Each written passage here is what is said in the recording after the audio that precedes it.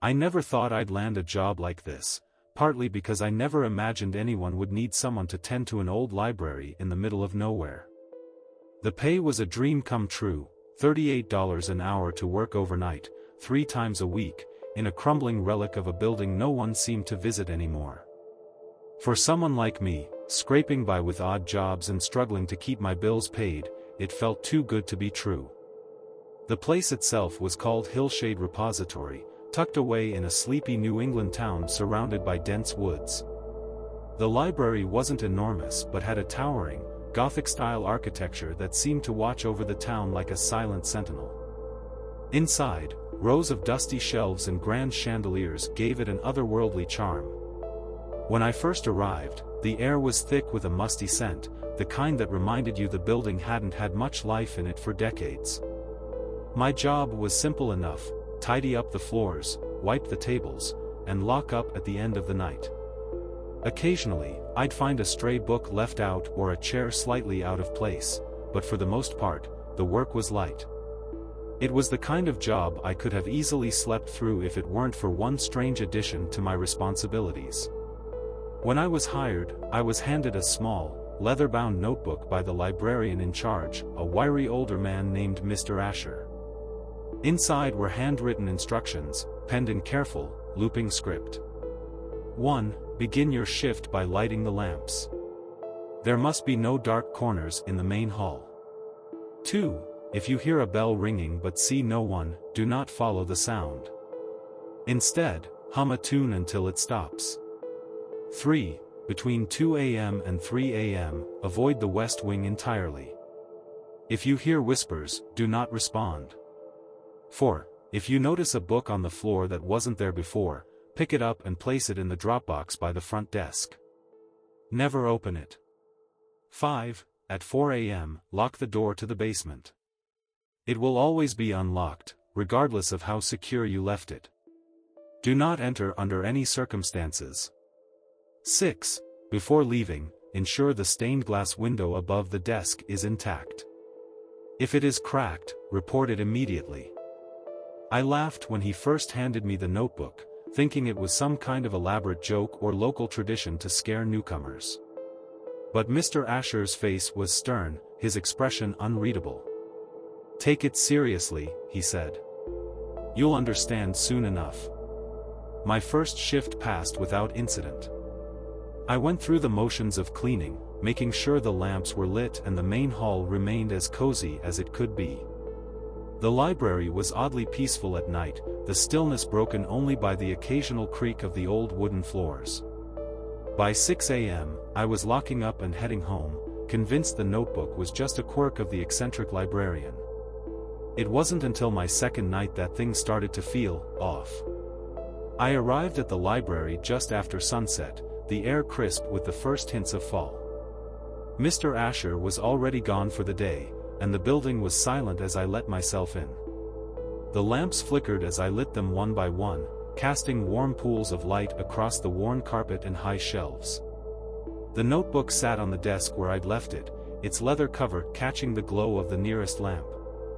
By 11 p.m., I was halfway through my cleaning routine. The quiet was comforting, and the rhythmic sound of my footsteps as I swept the floors had almost lulled me into a meditative state. But then, faintly, I heard it, the ringing of a bell. I froze, the broom slipping from my hands and clattering to the floor. The sound was delicate, like the chime of an old handbell, and it echoed faintly through the library. My heart thudded in my chest as I strained to listen. I couldn't see anyone, and the sound didn't seem to come from a fixed direction, it seemed to move, shifting from one part of the library to another. I remembered the notebook. Do not follow the sound. Hum a tune until it stops. It felt absurd, but I began to hum the first tune that came to mind, an old lullaby my mother used to sing when I was a child. The sound of my voice filled the empty space, mingling with the faint chime of the bell. As I continued humming, the bell's ringing grew softer, fainter, until it disappeared altogether. I stood there for a moment, my breath shallow, waiting for the silence to press in again. When nothing else happened, I picked up the broom and continued working, though my nerves were on edge for the rest of the night. At 2 a.m., I made sure to steer clear of the west wing. The instructions were clear about that time, and I wasn't in the mood to find out what might happen if I ignored them. Instead, I stayed in the main hall, dusting the chandeliers and reorganizing a few stray books on the lower shelves. But even as I kept busy, I couldn't shake the feeling that I was being watched. Every so often, I'd glance up at the stained glass window above the desk, its colorful depiction of some forgotten saint catching the light of the lamps. The figure's expression seemed more intense than I remembered, its eyes almost alive with scrutiny. I reminded myself it was just my imagination. But when the clock struck 3 a.m., I let out a sigh of relief, glad the west wing was no longer off-limits. I avoided it anyway. The basement was my least favorite part of the library. I'd been down there once during my orientation, and the space had felt suffocating: low ceilings, damp walls, and rows of forgotten furniture and crates that seemed to loom in the dim light. The idea of locking the door at 4 a.m. felt like an easy enough task, but every time I approached it, I felt a chill run down my spine. When the time came, I hesitated outside the basement door. The instructions were clear: it would always be unlocked, no matter how secure it had been the night before. Sure enough, the doorknob turned easily in my hand. I pressed it shut and slid the bolt into place, trying not to think about what could be down there that required such careful attention. As I turned to leave, a faint knock echoed from the other side of the door. My blood turned to ice. The knock came again, faint but deliberate. My breath hitched, and I stepped back from the basement door, my hand still on the bolt. The library was utterly silent otherwise, the faint hum of the lamps doing little to calm my nerves. The notebook's warning repeated in my mind: do not enter under any circumstances. I whispered to myself, it's nothing. Just an old building settling. But the knock came a third time, louder now, and distinctly human. Hello? I called out, my voice trembling. I don't know what I expected. Maybe someone had gotten trapped down there, or maybe it was Mr. Asher playing some elaborate joke. But there was no answer, only the oppressive weight of silence pressing against my ears. I didn't wait for a fourth knock. Turning on my heel, I hurried back up the narrow staircase, the faint creak of the wooden steps echoing behind me. I locked the door to the main hall, double-checked every lamp, and focused on finishing the rest of my tasks. By 5 a.m., the library was quiet again, but the weight of the night lingered in the air. My last duty was to check the stained glass window above the desk. Its depiction of a robed figure, some forgotten saint holding a quill, was beautiful during the day, but under the flickering lamplight, the colors seemed unnatural, almost alive. I stared at it for a long moment, expecting to find a crack or some other flaw. There was none. But as I turned to leave, I could have sworn the figure's head had tilted slightly to one side. I locked up and drove home in a daze. The first rays of dawn were just breaking over the treetops, but the light did little to dispel the chill in my bones. I told myself it was just nerves. Old buildings make noises. Shadows play tricks on tired minds. Still, I couldn't shake the feeling that something, or someone, was watching me. I returned to the library the following evening, determined to act like everything was fine. I wasn't about to lose the best-paying job I'd ever had over a few creepy noises. Mr. Asher was waiting for me this time, his wiry frame hunched over a stack of books at the front desk. He looked up as I entered, his eyes sharp but not unkind. "How's the night shift treating you?" he asked, his tone casual. "Fine," I lied. "Quiet." He studied me for a moment before nodding.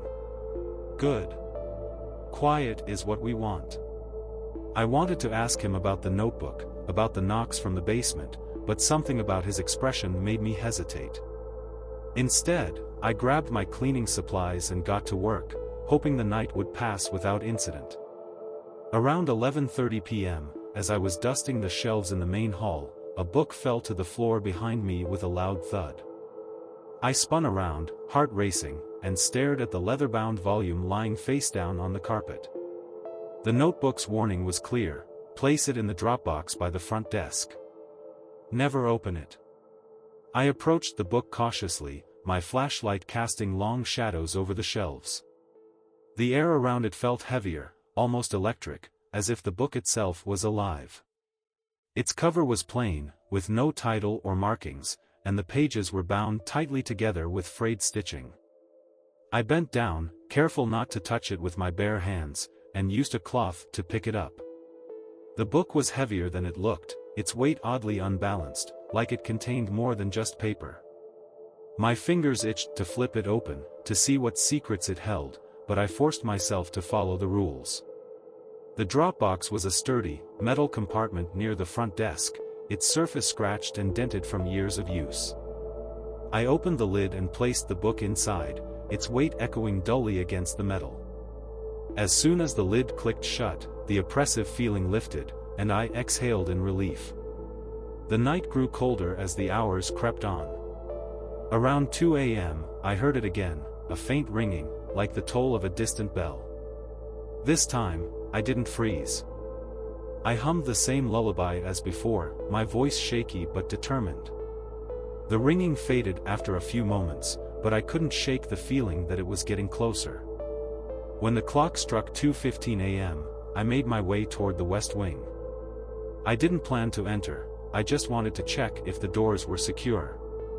The hallway leading to the west wing was darker than usual, the lamps flickering faintly as if the building itself were resisting my presence. As I approached the double doors, I heard whispers. They were soft at first, like the wind brushing against the windows, but they grew louder as I got closer. The words were indistinct, overlapping in a chaotic jumble that made my head throb. I froze, the air around me growing colder with each step. "Do not respond," the notebook had said. But the whispers seemed to notice me, shifting their tone to something almost conversational. A single phrase emerged from the chaos, clear and deliberate. "Turn back." I didn't need to be told twice. I backed away slowly, my heart hammering in my chest, and returned to the main hall.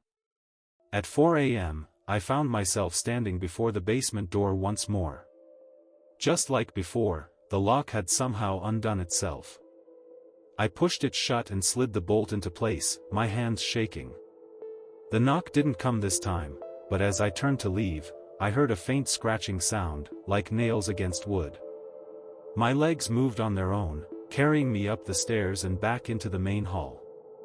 I locked every door behind me and huddled at the desk, clutching the notebook as if it could protect me. The remaining hour stretched endlessly, the library's silence broken only by the occasional creak of the old building. When the clock finally struck 6 a.m., I rushed to lock up and leave. The stained glass window above the desk caught the first rays of sunlight, its colors glowing brilliantly in the morning light. The robed figure stared down at me, its expression unreadable. I swore its hand had moved slightly closer to the quill. By the time I got home, my nerves were completely frayed. I told myself it was all in my head, an overactive imagination fueled by too many ghost stories and a job that paid suspiciously well. But even as I tried to convince myself, the events of the past few nights replayed in my mind, each detail etched with unnerving clarity: the knock on the basement door, the whispers, the book that seemed to radiate its own presence. And that stained glass figure, was it just my imagination, or had it really moved? I barely slept that day, and when the evening rolled around, I almost called in sick. But the thought of losing the job, and the steady paycheck, kept me moving. By sunset, I was back at the library, my hands clutching the steering wheel as I stared at the foreboding silhouette of the building. The lights inside glowed faintly through the windows, casting long, flickering shadows across the lawn. I took a deep breath, grabbed my keys, and stepped out of the car. The cool autumn air felt heavier than usual, and the distant hoot of an owl only added to my unease. Mr. Asher wasn't there this time. The library was eerily quiet as I stepped inside, the creak of the door echoing through the empty halls. The lamps flickered slightly as I lit them, their light pushing back the shadows that seemed eager to creep closer. I glanced at the notebook on the desk, its leather cover now scuffed from where I'd been gripping it so tightly. The rules felt less like instructions and more like a lifeline. I started my routine, moving through the main hall with methodical precision. The sound of my footsteps and the occasional clink of cleaning supplies were the only noises, but the silence felt almost predatory, like it was waiting for me to drop my guard. Around 11:45 p.m., as I was dusting the shelves near the west wing, a sudden draft blew through the hall. The air was icy, and it carried with it the faintest trace of rot. I shivered, clutching my sweater tighter around me. The lamps flickered once, twice, and then settled. I turned back to the shelves, my heart pounding. That's when I saw it, a book that hadn't been there moments ago, lying open on the floor. The notebook's instructions flashed in my mind. If you notice a book on the floor, pick it up and place it in the drop box. Never open it. But this one was already open, its pages spread wide like an invitation, or a warning. I approached cautiously, the soft creak of the floorboards beneath me amplified in the silence. The book's pages were yellowed with age, the ink faded but legible. Strange symbols adorned the margins, curling and spiraling in intricate patterns that seemed to shift when I looked too closely. In the center of the open page was a single word, written in bold, jagged script. Leave. My breath caught in my throat. Every instinct told me to run, but I forced myself to follow the rules. Using a cloth, I closed the book carefully, the weight of it heavy in my hands. The air seemed to grow denser around me, pressing down on my shoulders as I carried it to the Dropbox. The lid clicked shut, and the oppressive feeling eased, but my nerves were shot. By 2 a.m., the West Wing was a no-go zone. I didn't need the rules to tell me that, I could feel it. The air grew colder as I approached, and the whispers began almost immediately, faint and indistinct. I turned on my heel and made my way back to the main hall, deciding it was safer to keep busy where the light was strongest. I wiped down the tables, dusted the chandeliers, and even reorganized some of the books on the lower shelves. But no matter what I did, I couldn't shake the feeling of being watched. It wasn't just the figure in the stained glass this time, something else lurked in the shadows, just beyond the reach of the lamps. At 2:45 a.m., the bell rang again. The sound was sharper this time, more insistent. It echoed through the library, bouncing off the walls and burrowing into my ears. I froze, the cloth in my hand falling to the floor. Hum, I whispered to myself. Just hum. My voice was shaky as I began the lullaby again, the notes trembling but audible. The bell continued to ring, the sound growing louder and more frantic with each chime. I clenched my fists, focusing on the melody, willing the sound to fade. And then, just as abruptly as it had started, it stopped. The silence that followed was deafening. I stood there for a moment, too scared to move. Then, from the corner of my eye, I saw something shift. A shadow, darker than the rest, darted across the far wall and disappeared into the West Wing. At 4 a.m., I found myself at the basement door again. The lock was undone, just as it had been the night before. My hands trembled as I slid the bolt into place, the metal groaning softly in protest. This time, there was no knock. Instead, as I turned to leave, a low, guttural growl rumbled from the other side of the door. I stumbled back, my heart hammering in my chest. The sound grew louder, reverberating through the narrow staircase. It wasn't human, it was something far older, far angrier. The door shuddered as if something massive was pressing against it. I didn't wait to find out what it was. I bolted up the stairs, locking the door behind me and fleeing to the main hall. The lamps flickered wildly, casting frantic shadows across the room. The stained glass figure above the desk seemed to glare down at me, its eyes burning with something I couldn't name. By 6 a.m., the library was calm again. The lamps had steadied, the air had warmed, and the shadows had retreated. But as I locked the doors and stepped outside, I couldn't shake the feeling that I'd only just scratched the surface of what lurked within Hillshade Repository. Whatever it was growing restless, and I had a sinking feeling it wasn't done with me yet. I didn't want to go back. Every part of me screamed to quit, to leave the library and its strange rules behind. But as much as I hated to admit it, I needed the job. Rent wasn't going to pay itself, and the thought of finding something else in the current economy felt more daunting than dealing with restless shadows and cryptic rules. So, the next night, I pulled into the library's gravel parking lot, my stomach churning with dread. The building loomed before me, its tall windows catching the last glimmers of the setting sun. I sat in the car for a long moment, gripping the steering wheel and debating whether to turn around and drive home.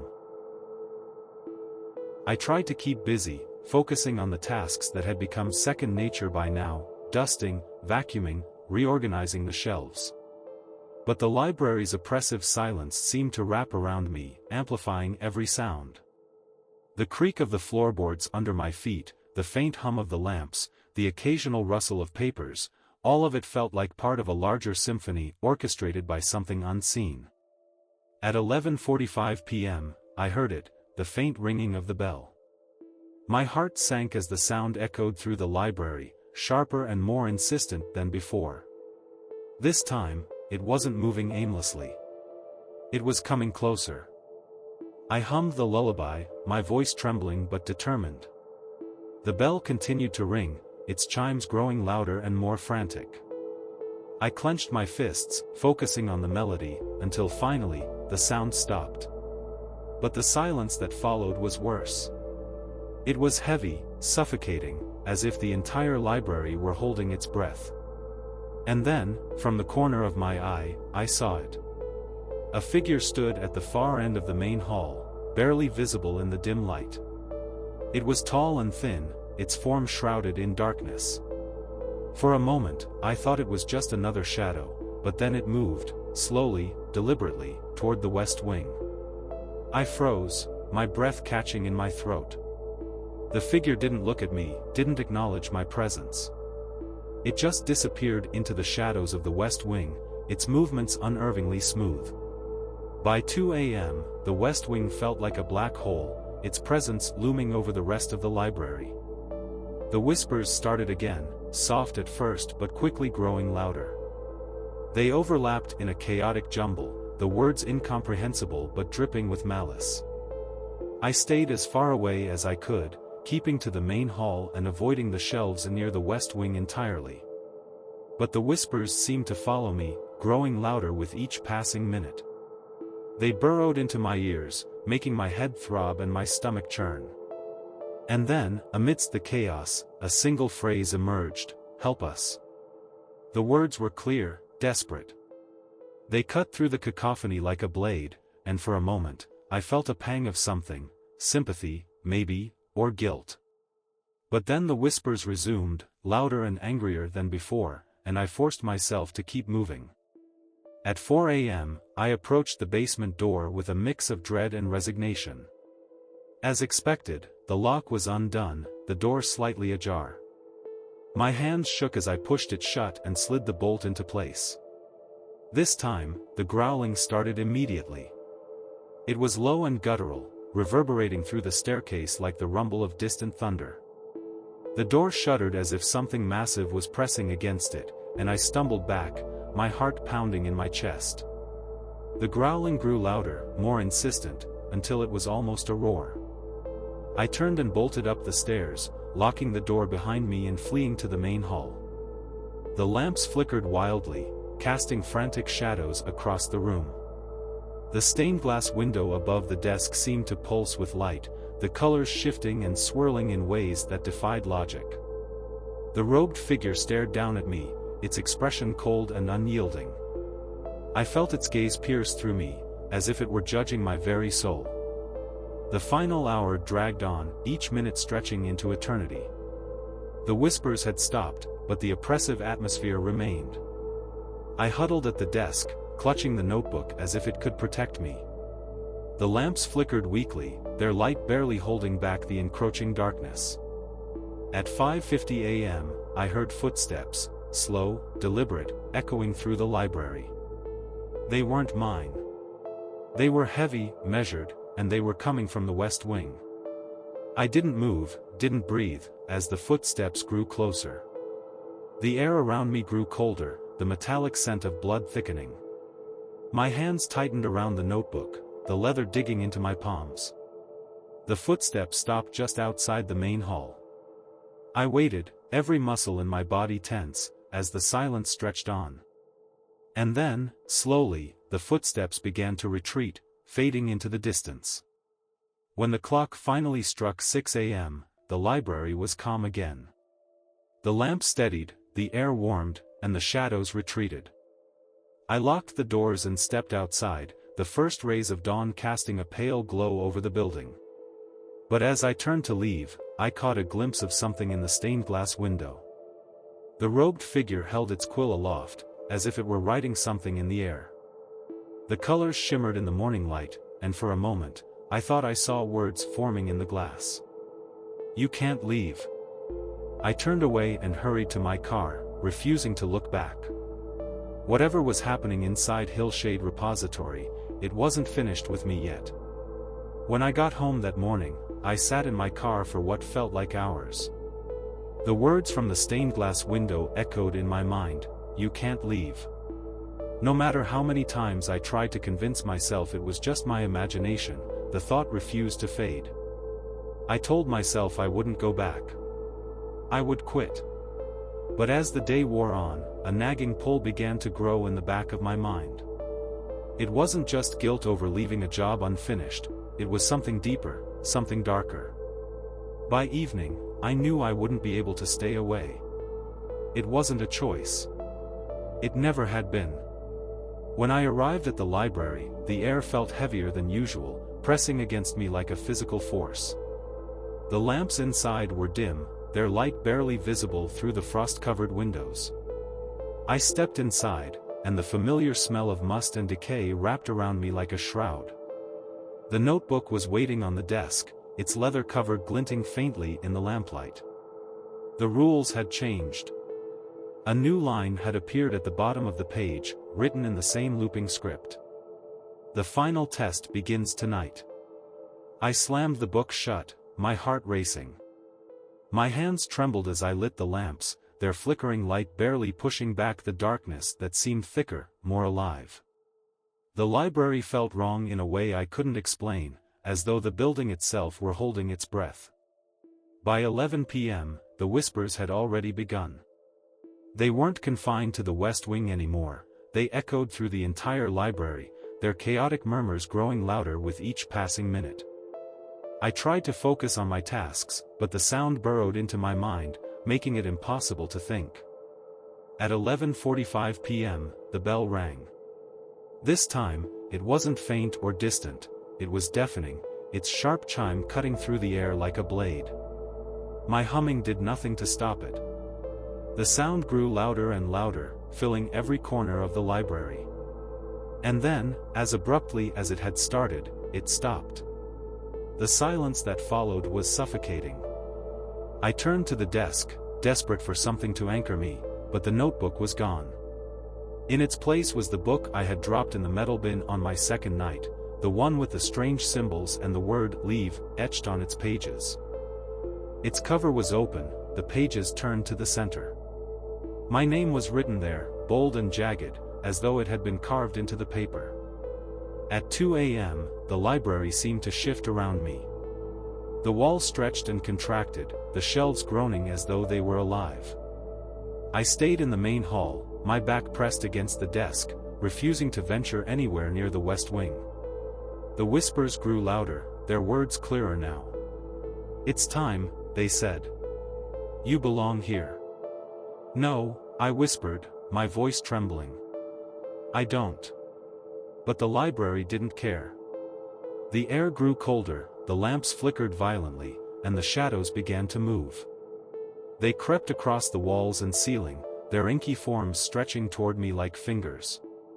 At 2:45 a.m., I saw it again, the figure from the west wing.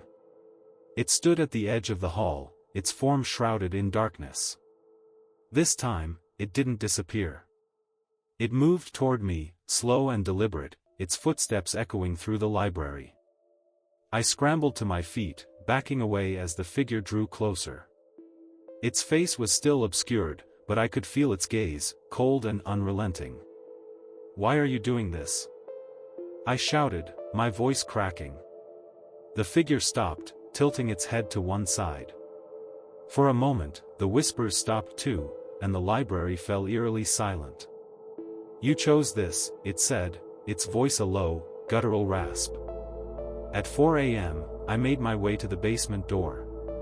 My hands shook as I pushed it shut, the bolt sliding into place with a loud click.